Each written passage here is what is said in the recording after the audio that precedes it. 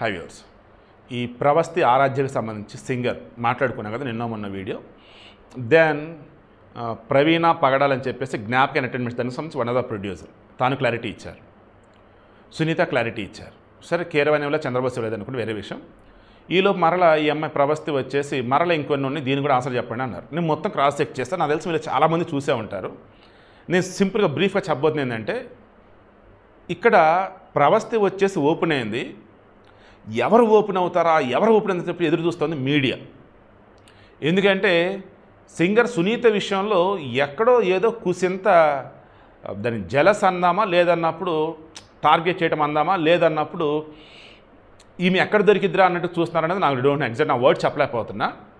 కీరవాణి విషయంలో చంద్రభూషణ్ కూడా అలాగే ఉన్నారు. ఎందుకంటే వీళ్ళు కొన్ని సందర్భాలలో వారి వ్యవహార శైలి కావచ్చు, లేదన్నప్పుడు దాన్ని ఏం చెప్పాలి, అతిగా వాళ్ళు కొన్ని రకాలైనటువంటి చోట్ల వచ్చేసి మాట్లాడే విధానం కావచ్చు, లేదన్నప్పుడు వాళ్ళు ప్రౌడ్గా ఫీల్ అవుతూ కొన్ని చేసే పనులు కావచ్చు, వీళ్ళకి ఉన్నటువంటి అహంకారం తగ్గించాలనో, లేదు అది అహంకారం కాదు తలబిరుసనో, what ever it is.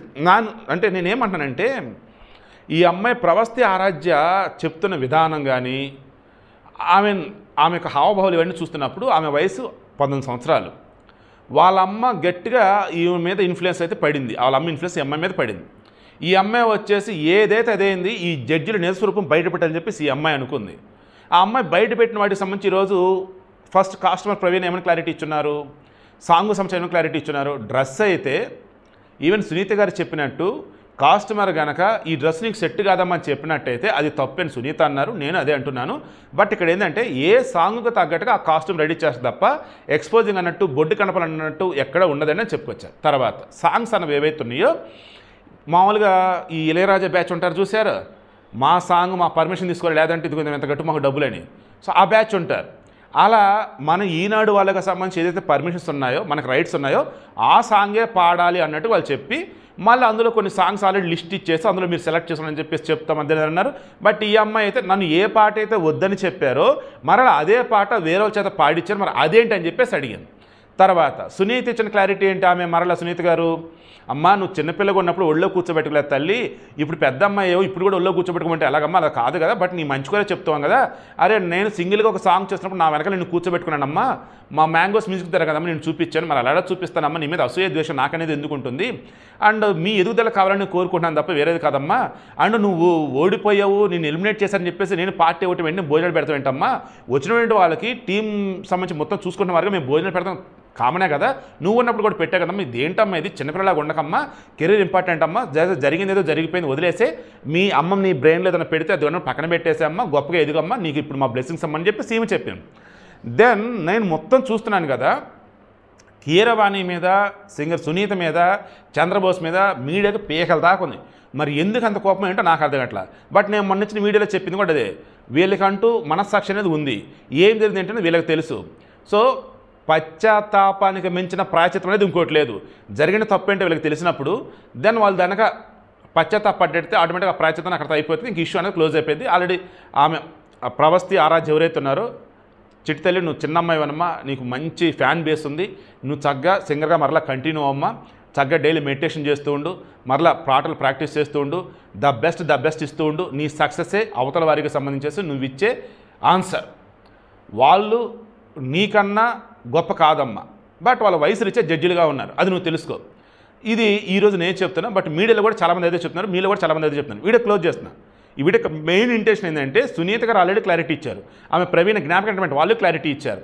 But ఆ క్లారిటీలో కూడా మరలా మీరు కొన్ని మిస్ చేస్తున్నారు చూడండి అని చెప్పేసి ఈ అమ్మాయి మరలా చూపిస్తుంది. అంటే నాకు అర్థమవుతుంది ఏంటంటే, ఆ అమ్మాయి చాలా చాలా చాలా గట్టిగా ఫీల్ అయిపోయింది. ఎంతగా ఫీల్ అయిందంటే, పోతే పోయింది కెరీర్, వీళ్ళని వదలొద్దు అన్నట్టుగా ఆమె పెట్టింది.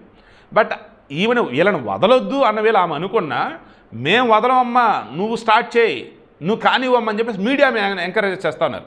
మీడియానే ఈ ఆరాధ్యం అనుకోండి, నువ్వు చెయ్యమ్మా, నువ్వు చెప్పమ్మా అన్నట్టుగా ఎంకరేజ్ చేస్తున్నారు. దానివల్ల పాపం చిన్నపిల్లకి ఇబ్బంది. ఇక్కడితో మీడియా దీన్ని ఆపేస్తే బెటర్. బట్ చాలా షోస్కి సంబంధించిన జడ్జిలు ఎవరైతే ఉన్నారో ఒకసారి క్రాస్ చెక్ చేసుకోండి. మీ మీద సమాజంలో చాలా చాలా వ్యతిరేకత అనేది ఉంది. ఈవెన్ ఆడియన్స్గా చూస్తున్న వాళ్ళకే మీ మీద అంత వ్యతిరేకత ఉంటే, ఆ షోలో పార్టిసిపేట్ చేస్తున్న మీ మీద ఇంకెందుకు వ్యతిరేకత ఉండదండి? ఇప్పుడు ఈ అమ్మ బయటపడి మిగతా బయటపడలేదు అంతే. ఆల్రెడీ కొంతమంది వచ్చేసి ఎంఎం కీరవాణి సపోర్ట్గా వస్తున్నారు. బట్ ఎంఎం కీరవాణి వచ్చేసి జూనియర్ సింగర్స్ వాళ్ళని వెళ్ళి ఇంట్లో పనికి పెట్టుకుంటాడు అదే అంటూనే ఉన్నారు. మరలా అవి కూడా ఉంటుంది బయటికి. ఆమె కార్తీక నారాయణ, హారిక నారాయణ ఆమె వచ్చేసి క్లారిటీ ఇచ్చింది, ఒరే బాబు చాలా మంచోళ్ళరా బాబు అంటూ.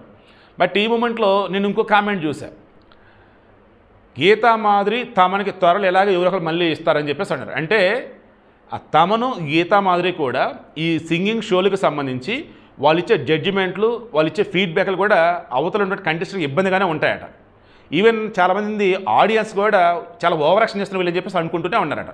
ఈ రియాలిటీ షోలు చూసి కొన్ని సంవత్సరాలు అవుతుంది, దానివల్ల నాకు తెలియలే. దాంతో ఫీడ్బ్యాక్ని క్రాస్ చెక్ చేసుకున్నా, ఓవరాల్గా మీడియాలో ఎలా ఉందో క్రాస్ చెక్ చేసా, అసలు ఈఎంఐ ఏముంది, సునీత ఏమన్నారు అండ్ జ్ఞాపక ఎంటర్టైన్మెంట్ ఏమన్నా క్రాస్ చెక్ చేసా, అండ్ ఈనాడుకి సంబంధించేసి వాళ్ళ దగ్గర ఉన్న రైట్స్ ఏంటి పాటలకు సంబంధించి, దెన్ వాళ్ళు ఎలా పాడతారు అండ్ వేరే వాళ్ళకి ఎలా చెప్తారంటే క్రాస్ చెక్ చేసా. సో ఓవరాల్ మొత్తం ఎపిసోడ్లో ఇక్కడ భయంకరంగా కోపంతో ఉన్నటువంటి వాళ్ళు మీడియా వాళ్ళు జనాలని నాకైతే అర్థమైంది ఈ సునీత, చంద్రబోసు, కీరవాణి మీద. అండ్ ఆ ప్రవస్తి ఆరాధ్య చెప్పింది అన్నది కూడా కొంతవరకు నిజాలు ఉన్నమాట నిజం నాకైతే స్పష్టంగా అనిపిస్తూ ఉంది.